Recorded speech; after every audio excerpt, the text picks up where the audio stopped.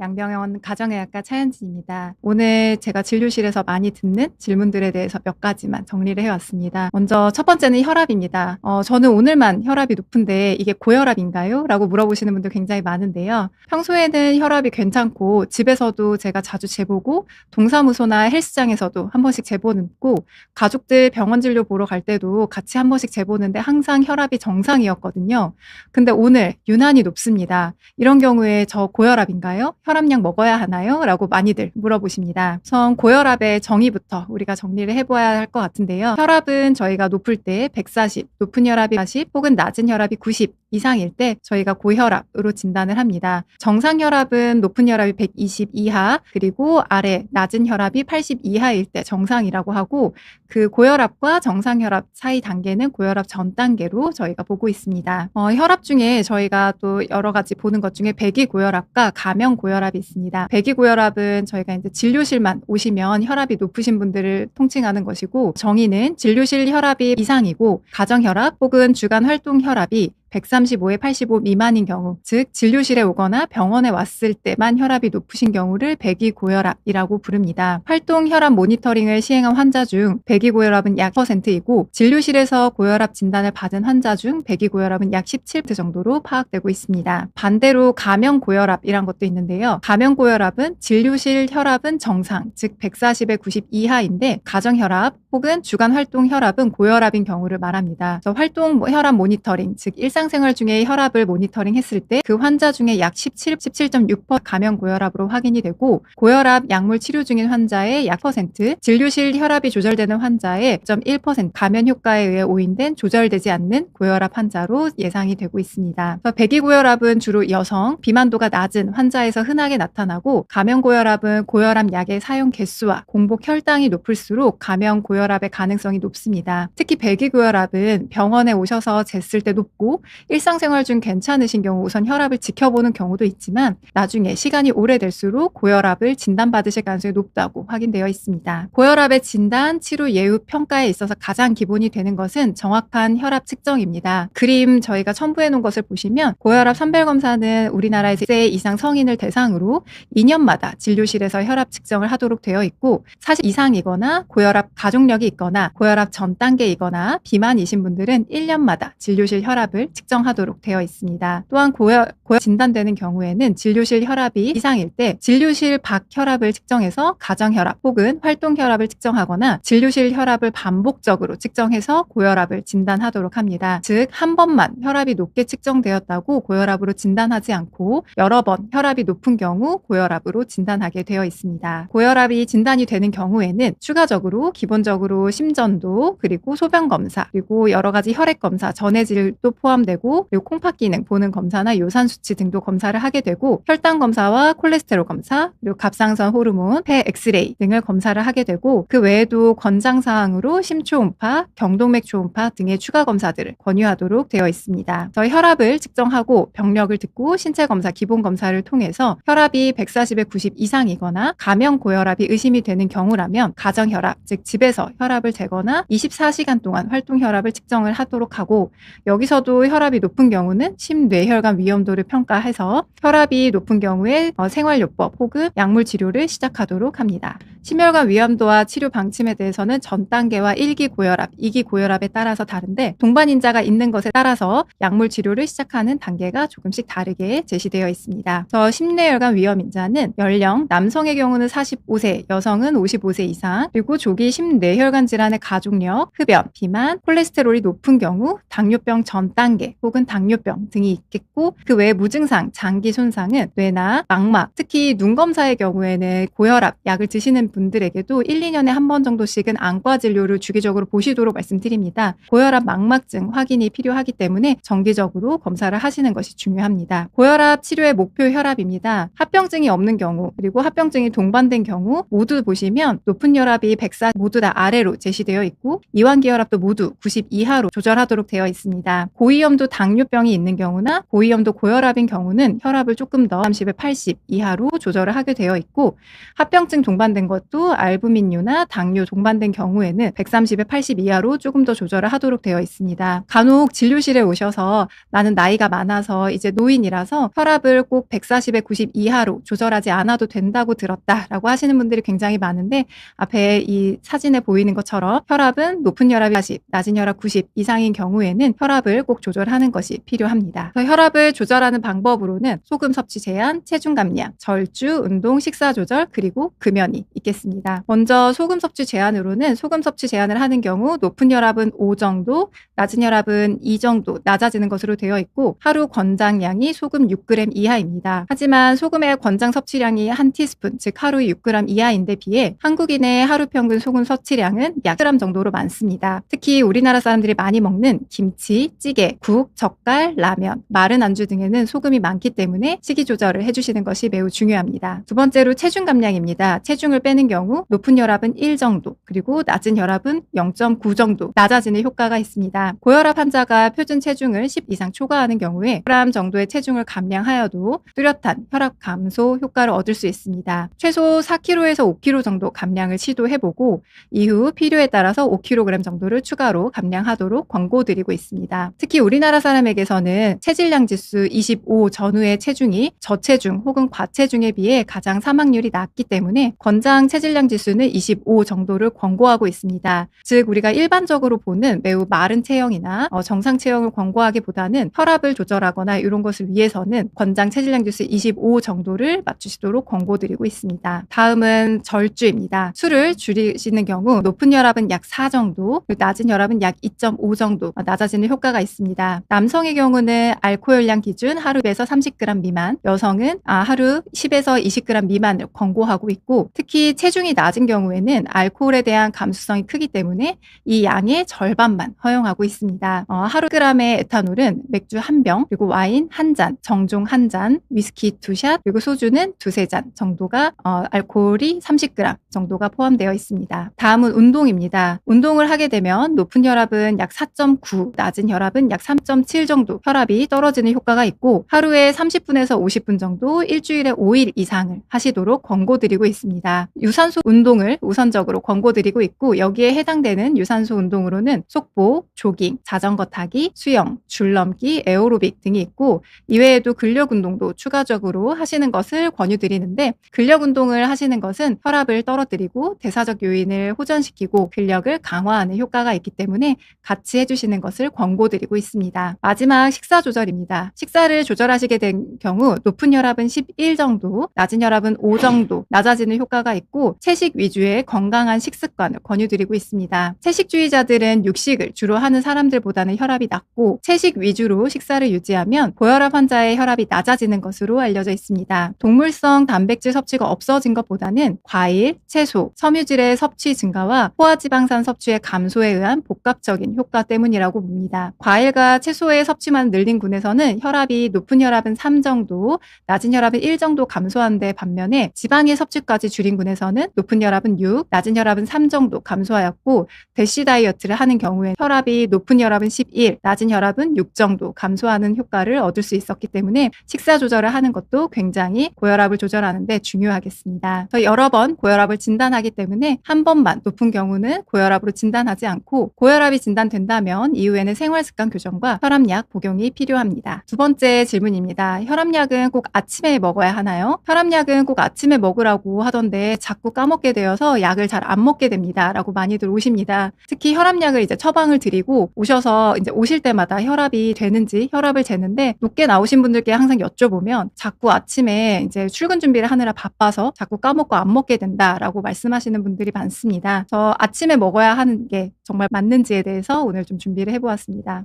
기사를 찾아보니까 이렇게 기사가 나와 있었는데요. 혈압약 복용은 아침이나 취침 전이나 심혈관 질환의 위험에 차이가 없었습니다. 2017년부터 2022년까지 캐나다 5개 주에서 지역사회 고혈압 환자 3,357명을 대상으로 연구를 시행하였고, 이 중 1,677명은 취침 전에 복용하도록, 그리고 1,680명은 아침에 복용하도록 권고하였고, 두 군 모두 약 4.6년 동안 추적을 하였습니다. 주요 평가 변수는 전체 사망, 뇌졸중, 신부전, 급성 관상동맥 증후군으로 인한 입원 또는 응급실 방문 발생까지의 시간으로 설정됐고, 이외에도 낙상, 골절, 인지 저하, 녹내장 등 저혈압 또는 허혈 관련 부작용 발생 여부도 비교하였습니다. 연구 결과에서는 주요 심혈관 사건 또는 전체 사망으로 이어지는 복합 평가 변수에서는 유의미한 차이가 없었고, 개별 심혈관 사건 항목들, 전체 입원 및 응급실 방문 건수, 안전성 평가 항목에서도 두구는 통계적으로 유사하였고, 특히 낙상이나 골절, 새롭게 진단된 녹내장, 18개월 추적 관찰 동안의 인지 기능 저하에서도 집단 간 차이가 없었습니다. 그렇기 때문에 연구 결과상에서는 항고혈압 약물 투여 시간은 혈압 강화 약물의 위험과 이점에 영향을 미치지 않기 때문에 복용 시간은 환자의 선호에 따라 안내되어야 한다고 결론 내렸습니다. 그렇기 때문에 혈압약은 꼭 아침에 드시는 것보다는 본인이 잘 챙겨 드실 수 있는 시각에 매일매일 일정하게 복용하시는 것이 가장 중요합니다. 몇 가지 더 말씀을 드리면 주로 아침에 드시던 분들이 아침에 출근하느라 오늘 까먹었다. 그러면 제가 혈압약을 어떻게 해야 하나요? 라고 많이들 물어보시는데요. 점심이나 저녁에 기억이 났으면 그때라도 드시는 걸 권유드리고, 만일 다음날 아침에 내가 약을 먹으려고 꺼냈는데 내가 어제 안 먹었네? 라고 기억이 난다 라고 하시면 두 알을 드시는 게 아니라 어제는 못 드신 것으로 그냥 넘어가고 오늘부터 다시 한 알씩 하루에 한 번씩 잘 챙겨 드시는 것이 중요하다고 말씀드립니다. 세 번째 질문입니다. 고지혈증약 몸에 안 좋다던데 이거 꼭 먹어야 되나요? 약을 안 먹는 게 더 좋을 것 같아서 안 먹고 싶어요. 혹은 약을 더 늦게 먹고 싶어서 조금만 더 기다렸다가 나중에 먹을게요 라고 하시는 분들이 굉장히 많습니다. 그래서 제가 뭐가 그렇게 안 좋다고 하던가요? 라고 여쭤보는데요. 그러면 가장 많이 나오는 답변들이 고지혈증 약 먹으면 당뇨가 생긴대요. 혹은 당뇨가 나빠진대요 라고 하시고, 간이 나빠지고 한 번 먹으면 계속 먹어야 되고 치매가 생긴다 라는 얘기들을 많이 하십니다. 그래서 고지혈증 약을 사실 저는 처방을 드릴 때 이 면들에 대해서 미리 설명을 드리기도 하는데, 설명을 드려도 주위에서 그런 얘기를 워낙 많이 들으셔서 다시 오셔서 물어보시는 경우도 굉장히 많습니다. 그래서 고지혈증을 먼저 진단부터 보시면 분류 기준으로는 총 콜레스테롤이 약 200 이하가 정상이고, LDL 콜레스테롤은 160 이하가 정상이고, 중성지방의 경우는 150 이하가 정상, HDL 콜레스테롤은 60 이상이 정상입니다. 그래서 여기서 노란색이나 주황색부터 저희가 경계 범위로 보고 있고, 고지혈증은 특히나 고혈압이나 당뇨랑 다르게 개인별로 진단하는 기준들이 조금씩 다르기 때문에 고지혈증이 같은 수치라도 어떤 분은 콜레스테롤이 높다고 약을 드셔야 된다고 저희가 말씀을 드리고, 다른 분들은 괜찮다고 경과를 보는 경우도 있습니다. 위험인자를 조금 따지게 되는데, 연령, 남성의 경우는 45세, 여성은 55세 이상, 그리고 관상동맥 질환의 조기 발병의 가족력, 그리고 고혈압, 그리고 흡연, 그리고 저 HDL 콜레스테롤, 즉 HDL이 낮은 경우, 이렇게 5가지를 따지게 됩니다. 그래서 관상동맥 질환이 있는 경우는 LDL 콜레스테롤 55 이하, 그리고 죽상경화성 허혈 뇌졸중 및 일과성 뇌허혈 발작 등이 있는 경우는 70 이하, 당뇨가 있는 경우는 100 이하, 그리고 중등도 위험군, 주요 심혈관 위험자가 2개 이상인 경우는 130 이하로 조절하도록 하고, 주요 심혈관 질환 위험인자가 1개 이하인 경우에는 160 이하로 조절하도록 합니다. 즉 콜레스테롤, LDL 수치가 똑같이 나온 경우, 당뇨가 있는 분들은 저는 약을 드시거나 주기적으로 검사를 해서 조금 더 낮추는 것을 권유드리고, 당뇨가 없고 아무것도 약 드시는 게 없는 경우에는 LDL, 나쁜 콜레스테롤 수치가 100인 경우에는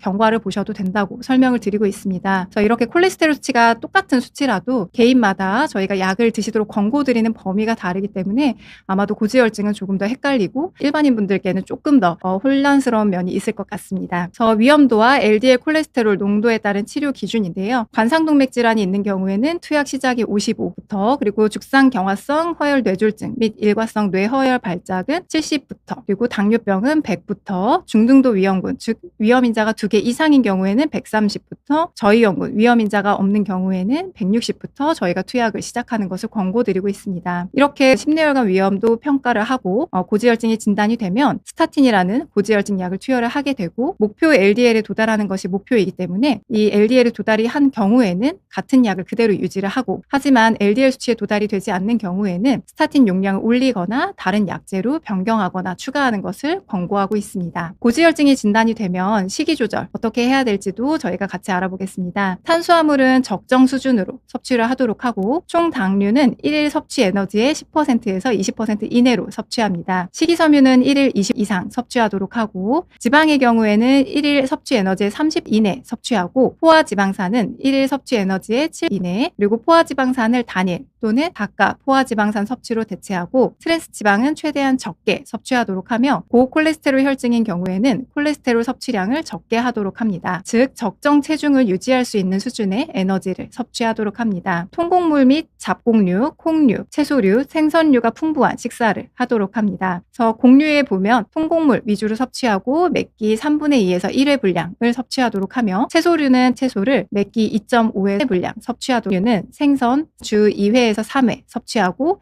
몇 끼 1, 2회 분량을 섭취하도록 합니다. 과일류는 생과일로 섭취하도록 권장하며 하루 1, 2회 분량을 섭취하도록 권고하고 있습니다. 그리고 운동 처방의 경우에는 유산소 운동은 칼로리 소비를 최대화하기 위해서 주 5일 이상 하시도록 권고드리고, 저항성 운동, 즉 근력 운동은 주 2, 3일, 그리고 유연성, 즉 스트레칭은 주 2, 3일 이상 하시도록 권고드리고 있습니다. 이제 고지혈증 약에 대해서 몸에 안 좋다는 기사들을 제가 좀 찾아봤는데, 우선은 2024년에 보도된 기사이고, 고지혈증 약 오래 먹으면 건강에 안 좋은가요? 라는 기사입니다. 우선 이상지질혈증은 치료하지 않고 방치하면 혈관의 중간층에 퇴행성 변화가 일어나 섬유화가 진행되고 탄성이 줄어드는 노화 현상이 진행되면서 동맥경화가 생길 수 있습니다. 또 혈관 내막에 콜레스테롤이 침착하고 세포 증식이 일어나 혈관이 좁아지는데 이를 죽상경화증이라고 합니다. 최근에는 죽상경화증과 동맥경화증을 합쳐서 죽상동맥경화라고도 하는데, 죽상동맥경화로 진행되면 심근경색, 협심증, 뇌졸중 등 생명을 위협하는 위중한 질환으로 이어질 수 있습니다. 인터넷에 떠도는 건강 정보 중에서 스타틴계 고지혈증 약을 복용하면 근육이 약해지고 간도 나빠지며 혈당도 오른다고 설명하는 경우가 있습니다. 일부 연구 결과에서는 이상지질혈증 치료제 복용 시 혈당이 약간 상승하는 것으로 나타났지만, 그보다 콜레스테롤을 적극적으로 조절함으로써 얻는 이득이 훨씬 큰 것을 볼 수 있었습니다. 건강검진에서 고콜레스테롤 혈증으로 진단받았지만 고지혈증 약 복용 시기를 늦추면 어떤 영향이 있을지에 대해서 보면, 이상지질혈증 진단을 받으면 즉시 고혈압 치료, 고지혈증 치료제 복용을 시작할수록 심뇌혈관 질환 예방 효과가 좋다고 보도되어 있습니다. 고지혈증으로 최초 진단받고 6개월 이상 지난 후부터 스타틴을 복용한 경우에는 진단받고 6개월 이내에 복용한 경우보다 심뇌혈관 질환 발생 위험이 약 24% 높았습니다. 저희가 보통 고지혈증, 아까도 앞에서 설명드렸지만 진단이 되면 동맥경화로 진행이 될 수 있다고 하는데, 저는 보통 진료실에서 이게 완전히 맞는 설명은 아닌데 간단하게 설명드릴 때 혈관 안에 삼겹살 기름 같은 게 떠다닌다라고 설명을 드리고, 그래서 혈관벽에 기름때 끼는 걸 동맥경화라고 설명을 드리고 있습니다. 저희가 보통 말씀드릴 때 경동맥 플라크나 동맥경화가 이미 진행이 된 경우에는 고지혈증 약을 드셔도 이미 진행된 동맥경화는 돌아오지 않는다고 되어 있기 때문에 6개월 이내에 복용을 한 경우에는 그만큼 동맥경화 진행이 덜 되었기 때문에 심뇌혈관 질환 발생 위험이 더 낮은 것으로 생각이 되고 있습니다. 그렇기 때문에 고지혈증이 처음 진단이 되면 저희가 처음 확인이 되시는 분들은 보통 생활습관 교정하고 3개월 정도 뒤에 피검사를 한 번 더 해서 혈액검사상에서도 계속 고지혈증이 확인이 되시는 경우는 빨리 스타틴이라는 고지혈증 약을 드시도록 권고드리고 있습니다. 고지혈증 약을 임의로 복용을 중단한 경우에는 지속적으로 복용한 분들에 비해서 심뇌혈관 위험이 약 71 증가하는 것으로 확인되었습니다. 다행히 다시 고지혈증 약을 먹기 시작하면 심뇌혈관 질환의 위험이 지속 복용자에 비해 약 34 높은 것으로 나타났고, 이상지질혈증을 진단받으면 되도록 빠른 시간에 약 복용을 시작하는 것이 좋고, 가능한 한 지속적으로 복용해야 심뇌혈관 질환의 위험성을 낮출 수 있습니다. 그렇기 때문에 고지혈증 약은 지속적으로 드시는 것을 권고드리지만, 간혹 가다가 중단하시는 경우에는 의료진과 상의해서 결정하시도록 하고, 혹여나 고지혈증 약을 줄이거나 중단한 경우에는 3개월 뒤에 혈액검사를 해서 콜레스테롤 수치가 좋지 않다면 다시 약을 복용하는 것이 바람직합니다. 특히 고지혈증 약을 장기간 드셨다가 중단하신 경우에는 3개월 뒤 혈액검사에서는 콜레스테롤이 바로 오르지 않는 경우도 있기 때문에, 이런 경우는 3개월, 6개월 혹은 1년마다 혈액검사를 하셔서 콜레스테롤 수치가 다시 오른다면 바로 약을 드시는 것을 권고드리고 있습니다. 고지혈증 약을 오래 먹으면 치매 걸린다는 소문 사실일까요? 최근에 저도 환자분께 듣고 이제 찾아보게 된 기사인데요. 고지혈증 약 먹으면 치매 생긴다고 해서 먹고 싶지 않다라고 하시는 분들이 계셨습니다. 스타틴 계열 치료제를 장기간 복용할 경우 치매에 걸릴 위험이 높아진다는 소문이 있습니다. 2000년대 초반부터 돌기 시작했고, 일부 언론, SNS, 건강정보 커뮤니티를 중심으로 확산되었습니다. 특히 2012년 미국 FDA의 약물 포장지에 단기 인지장애 사례가 보도됐다는 안내 문구를 추가하면서 더 퍼지기 시작하였는데요. 그 근거는 오히려 부족하고 스타틴과 치매 위험 증가 간의 명확한 인과관계는 찾지 못하였습니다. 오히려 지난 1월에 연구 시행한 대규모 연구에서 스타틴 치료제가 치매, 알츠하이머병 위험을 모두 낮춘다는 연구 결과가 등장하였습니다. 하지만 이 연구 결과도 아직은 가설 단계이기 때문에 추가적인 연구가 더 필요한 상황입니다. 부작용 때문에 고지혈증 약 안 먹고 버티는 이유가 그럴 필요가 없습니다. 영국에서 연구한 것에 따르면 스타틴이 체중 증가, 메스꺼움, 피로 등 포장지에 적힌 대부분의 부작용은 일으키지 않는 것으로 나타났습니다. 모든 약에는 부작용이 따른다는 말처럼 스타틴은 드물게 근육통, 간 수치 상승 등의 부작용이 있는 것으로 알려져 대부분 나타나지 않는 것으로 알려졌고 연구팀에서 시행한 연구를 보면 가장 흔한 근육통에 대해서 연구를 했을 때 약 4분의 1의 환자가 이러한 근육 증상을 경험했지만 위약 그룹, 즉 스타틴이 아닌 가짜 약을 복용한 그룹에서도 거의 비슷한 빈도로 나타났고 스타틴 복용 시 근육 증상 과잉 위험은 약 1 불과했고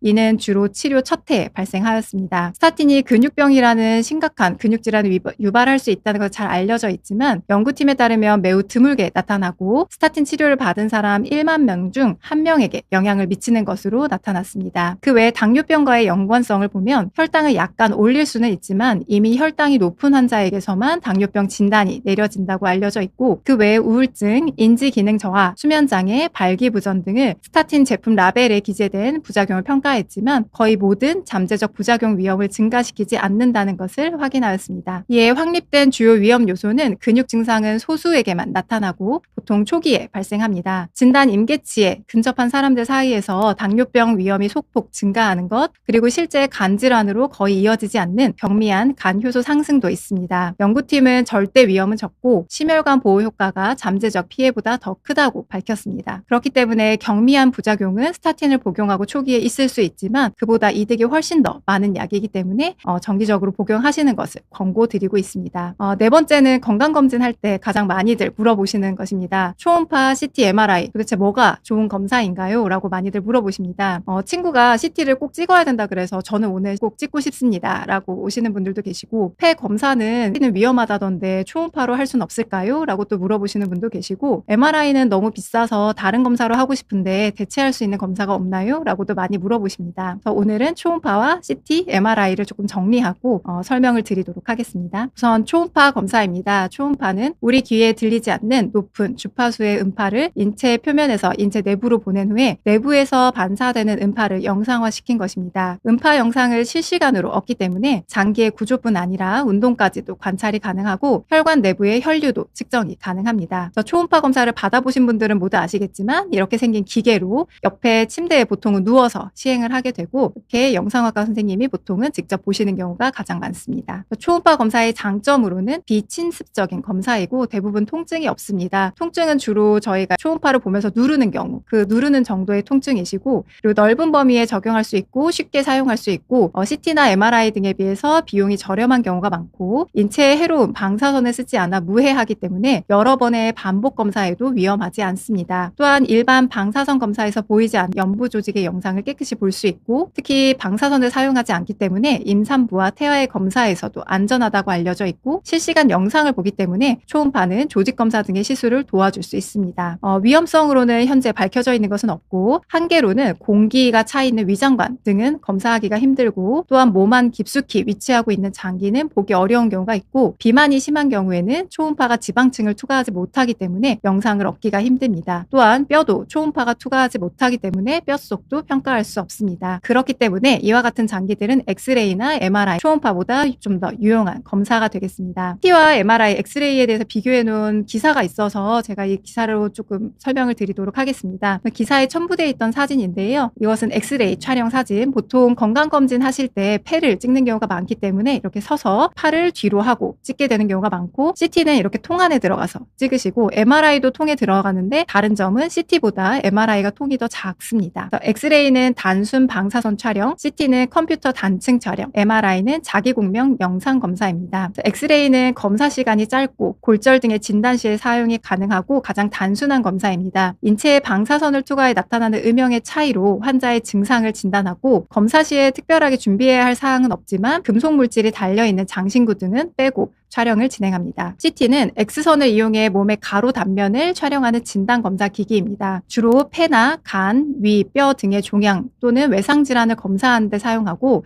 특히 흉부와 복부 장기 검사에 용이해 내과 질환의 진단과 종양 발견에 많이 쓰이고 뇌 검사 시에는 뇌출혈, 뇌종양, 뇌경색 등을 확인하는 용도로도 진행이 가능하고 검사 시간은 약 10분에서 15분 정도 소요됩니다. 특히 CT는 조영제를 사용하는 경우가 많기 때문에 조영제 이전에 사용 후에 이상 반응이 있었거나 발생 이력이 있는 경우에는 검사 전에 반드시 의료진에게 알려주셔야 합니다. 다음은 MRI입니다. MRI는 강한 자기장을 이용해 인체의 단층 영상을 촬영하는 진단검사 기기입니다. 강한 자기장을 이용하기 때문에 기계가 상대적으로 길고 시끄러운 소리가 납니다. MRI는 연부 조직, 근육, 힘줄, 인대, 신경조직 등의 진단에 용이하고 하지만 MRI 내부 촬영 시간이 약 30분 이상으로 길기 때문에 환자가 위급한 경우에는 촬영이 어려울 수 있고 자기장을 이용하기 때문에 자성을 띌 수 있는 금속이나 심박동기 같은 기계를 착용한 경우에는 촬영이 제한됩니다. CT와 MRI를 비교하면 CT는 주로 가로 단면 사진을 얻어서 시행을 하고 MRI는 가로, 세로, 정면 단면을 모두 얻고 검사는 골절이나 흉부, 복부 질환은 MRI는 근육이나 인대, 신경 등은 MRI를 통해 보고 검사 방법은 CT는 X선을 투과해서 하는 것이고 MRI는 자기장을 이용하기 때문에 임산부들의 경우에는 CT가 필요한 경우에 MRI로 대체해서 시행하는 경우도 있습니다. 검사 소요 시간은 CT는 약 10분에서 10분, MRI는 약 30분에서 50분이고 특징으로는 CT는 미세 병변 및 해부학적 구조를 관찰하기가 용이하고 MRI는 방사선 피해가 없습니다. 이 기사는 제가 기사의 내용보다는 기사에 있는 이 사진을 제가 이용하려고 조금 첨부하였는데요. 전신에 있는 장기들을 봤을 때 어느 장기에는 어떤 검사가 좋은지에 대해서 조금 정리해서 설명을 드리도록 하겠습니다. 먼저 맨 위에 있는 머리 부터 설명을 드리겠습니다. 뇌 검사는 뇌실을 사용하시는 경우에 뇌 검사에서 조영제 사용이 없이는 뇌의 단면을 볼 수 있기 때문에 뇌출혈이 있는지, 뇌 종양, 즉 혹이 있는지 등을 볼 수 있고 조영제를 사용하는 경우에는 뇌혈관까지 볼 수 있는 경우들이 있습니다. 뇌 MRA라고 해서 뇌혈관을 보는 MRI가 있는데 이런 경우에는 뇌 동맥류, 즉 꽈리 같이 튀어나온 것들을 확인할 수 있고 뇌동맥에 협착이 있는지도 확인이 가능하고 뇌 MRI는 단면을 보는, 즉 저희가 드라마나 이런 데서 많이 보던 뇌 호두 모양의 뇌를 볼 수 있는 사진인데 이런 경우에도 뇌 종양이나 뇌 위축 등을 확인할 수 있습니다. 이러한 뇌 검사는 고혈압이나 당뇨, 고지혈증, 비만 등이 있거나 흡연하는 위험군의 경우 권고드리고 있고 평소 숨이 차거나 기억력, 사고력이 떨어질 때 혹은 뇌졸중, 뇌 심혈관계 질환의 가족력이 있거나 순환기 질환이 있을 때 권고드리고 있습니다. 머리에서 내려와서 이제 목 쪽은 갑상선과 경동맥이 있습니다. 갑상선은 갑상선 초음파를 통해서는 갑상선에 혹 있는지 암이 있는지를 확인할 수 있고 갑상선 호르몬 검사를 통해서는 갑상선 질환, 즉 항진증, 저하증에 대해서 확인이 가능합니다. 갑상선 옆에 목 양쪽 옆으로는 이렇게 경동맥이라는 혈관이 지나가는데 저는 주로 목에서 머리로 올라가는 혈관이라고 설명을 드리고 이 혈관은 초음파를 통해 볼 수 있고 경동맥 협착이 있는지, 즉 좁아져 있는지, 플라크라고 하는 기름때가 낀 것이 있는지에 대해서 확인이 가능합니다. 갑상선 검사는 가족 중에 갑상선 질환자가 있을 때 보통 권고를 드리고 경동맥의 경우에는 앞에 뇌졸중 검사와 유사하게 심뇌혈관 가족력이 있다고 혈압, 당뇨, 고지혈증에 약을 드시는 분들은 한 번씩 검사를 권고드리고 있습니다. 다음은 아래쪽으로 내려와서 가슴 부분인데 이 안쪽에 있는 장기는 폐와 심장입니다. 폐의 경우에는 저설량 PET-CT를 통해서 폐 결절, 폐렴 등을 확인할 수 있고 심장의 경우에는 심전도를 가장 많이들 검사를 원하시는데 사실 심전도의 경우에는 심전도를 찍는 몇 분 사이에 증상이 없으시면 사실 의미가 없는 경우가 있기 때문에 조금 더 정확한 검사를 원하시면 심장 초음파 혹은 심근경색이나 협심증의 위험성을 원하시면 검진을 하실 때는 관상동맥 석회화 권유드리고 있습니다. 폐암 검사의 경우에는 40세 이상의 흡연자이거나 이전에 흡연을 하셨던 분의 경우에 권고드리고 그 외에도 가족 중에 폐암 환자가 있는 경우에는 폐암 검사, 즉 PET-CT를 한 번씩 하시도록 권고드리고 있습니다. 심혈관계 검사는 45세 이상 흡연자이거나 이전에 흡연을 하신 경우 또 그 외에도 고혈압, 당뇨, 고지혈증이 있거나 심장질환 증상 및 가족력이 있을 때 검사를 해보시도록 권유드리고 있습니다. 여성분의 경우에는 유방 검사도 있는데요. 유방은 유방 촬영과 유방 초음파를 통해서 유방암 검사를 진행하고 있습니다. 간혹 촬영이 너무 아파서 또는 불편해서 하고 싶지 않다라고 하시는 분들이 많이 계신데 두 가지 검사가 보는 것이 조금씩 다르다고 저희가 설명을 드리고 두 개를 같이 하시는 것이 가장 정확한 유방암 검사를 할 수 있기 때문에 두 가지 검사를 모두 하시는 것을 가장 많이 권유드리고 있습니다. 유방 검사는 가족 중에 유방암 환자가 있을 때 보통 권고드리나 최근에서는 젊은 나이, 제가 봤던 가장 젊은 유방암 환자분은 20대 중반이셨는데 그런 경우에도 최근에 유방암이 많기 때문에 한 번 정도씩은 검사를 하시도록 권고드리고 있습니다. 다음은 복부입니다. 위는 당연히 위내시경이 가장 잘 보이고 위내시경은 소화기계 질환, 즉 식도나 위쪽에 염증이 있는지 위염, 식도염에 대해서도 알 수가 있고 소화기 궤양에 대해서도 알 수가 있습니다. 그리고 그 옆에 간이나 담낭은 복부 초음파를 통해 알 수 있고 췌장의 경우에는 복부 초음파에서 췌장이 약간 복부에서 깊숙한 뒤쪽에 약간 있는 장기이기 때문에 정확하게 안 보이는 경우가 있어서 췌장 쪽 검사를 정확히 원하신다면 복부 조영이나 복부 MRI를 검사하시도록 권유드리고 있습니다. 소화기계 검사는 육류나 술을 좋아하고 비만인 경우 혹은 간염 과거력 혹은 간염 보균자일 때 권고드리고 있고 알코올성 간질환 및 지방간이 걱정될 때 권유드리며 특히 우리나라에서는 위의 경우에는 40세 이상에서는 꼭 하시도록 권유드리고 그 외에도 속쓰림이나 소화불량을 경험하셨다면 한 번 정도 검사하시는 것을 권유드리고 있습니다. 조금 더 아래로 내려와서 대장의 경우에는 대장 내시경을 하시는 것으로 대장암이나 염증성 장질환 등을 확인할 수 있고 신장과 방광은 하복부 초음파를 통해서 신장에 혹이 있는지 암이 있는지 방광에 암이 있는지 확인이 가능하며 최근에 저희 쪽에서 검진하시면서 부신에 대해서 궁금해하시는 경우가 굉장히 많은데 부신은 보통 이렇게 신장이 있으면 그 위에 이렇게 모자처럼 조그맣게 있는 장기라서 초음파로는 잘 안 보이는 경우가 많습니다. 그렇기 때문에 부신에 대해서 좀 더 정확히 혹시 검사를 원하신다면 조영제를 넣는 부신 CT도 필요하실 거예요. 복부 CT도 필요할 수 있습니다. 여성 검사의 경우는 자궁 난소는 골반 초음파로 난소암 등을 확인할 수 있고 그 외에 자궁경부암 바이러스 검사, 자궁경부 세포진 검사를 통해서 자궁경부암에 대해 확인이 가능하며 전립선은 전립선 초음파로 전립선 암 등을 확인할 수 있습니다. 여성 검사는 가족 중에 자궁암, 난소암, 자궁 내막증 등의 환자가 있을 때 권고드리고 40세 이전에 조기 폐경하신 경우에도 권고를 드리고 있고 남성은 전립선 초음파의 경우 가족 중 전립선 환자가 있거나 40대 이상의 남성에서는 한 번씩 권고드리고 있습니다. 전체적으로 봤을 때 척추뼈 또 골다공증 검사에 대해서도 걱정을 하시는데 척추는 주로 MRI를 통해서 디스크나 협착을 검사하실 수 있고 골다공증 검사는 골밀도 검사를 통해 확인하실 수 있습니다. 척추 검사는 디스크가 걱정이 되거나 엉덩이에서 다리로 뻗치는 통증이 있을 때 권고드리고 그 외에도 척추가 휘거나 삐뚤어진 것 같아 걱정되실 때 검사를 원하시면 시행이 가능하며 골다공증 검사는 골다공증을 진단을 받으셨거나 폐경기 전후 여성의 경우에서는 골밀도 검사를 권고드리고 있습니다. 정리를 해보면 이것도 다른 중앙일보에 있었던 그림을 가지고 온 건데요. 위에서부터 보시면 뇌의 경우에는 CT 혹은 MRI로 검사가 가능하고 그다음에 내려오면서 식도의 경우에는 위내시경으로 검사가 가능하고 갑상선은 초음파를 통해 검사하시는 것이 좋고 경동맥의 경우에는 초음파로 하고 최근에는 경동맥 혈관을 보는 MRI 즉 MRA를 시행하는 경우도 많습니다. 그래서 MRI 혹은 초음파를 통해 확인이 가능합니다. 조금 더 아래로 내려 펜은 찍으시는 게 정확하실 것 같고 유방은 유방 촬영과 유방 초음파를 시행하시는 것을 권유드리고 심장은 부정맥이나 여러 가지 보고 싶으실 때는 심장 초음파, 심근경색이나 협심증 등의 위험성을 판단하고 싶으실 때는 관상동맥 석회 CT를 보시는 것을 권고드리고 있습니다. 내려와서 위의 경우에는 위내시경 그리고 십이지장도 위내시경을 통해 확인이 가능하고 간이 여기가 아니라 아마 이쪽으로 조금 더 내려와야 할 것 같습니다. 그래서 간은 초음파를 통해 볼 수 있는데 초음파에서 이상소견이 있거나 좀 더 정확한 검사가 필요할 시에는 CT, MRI를 활용할 수 있고 담낭은 담낭 자체가 매우 작은 장기이기 때문에 초음파로 보시는 것이 가장 정확합니다. 췌장의 경우는 뒤쪽에 있는 장기이기 때문에 CT 혹은 MRI로 보는 것이 정확하시고 신장은 초음파로 검사가 가능하고 봤을 때 조금 더 추가적인 검사가 필요한 경우에는 를 활용하실 수 있고 아까도 말씀드린 신장 위에 모자처럼 있는 부신이라는 장기를 보시고 싶으실 때는 CT나 MRI를 활용하시는 것을 권고드리고 있습니다. 마지막 하복부 쪽에서 대장은 대장 내시경을 권고드리고 자궁과 난소는 초음파 특히 골반 초음파라고 해서 산부인과에서 보시는 초음파를 권고드리고 거기서 이상소견이 있어서 추가 검사가 필요할 시에는 MRI를 권고드리고 전립선은 전립선 초음파를 보시는 것을 권유드리고 있습니다.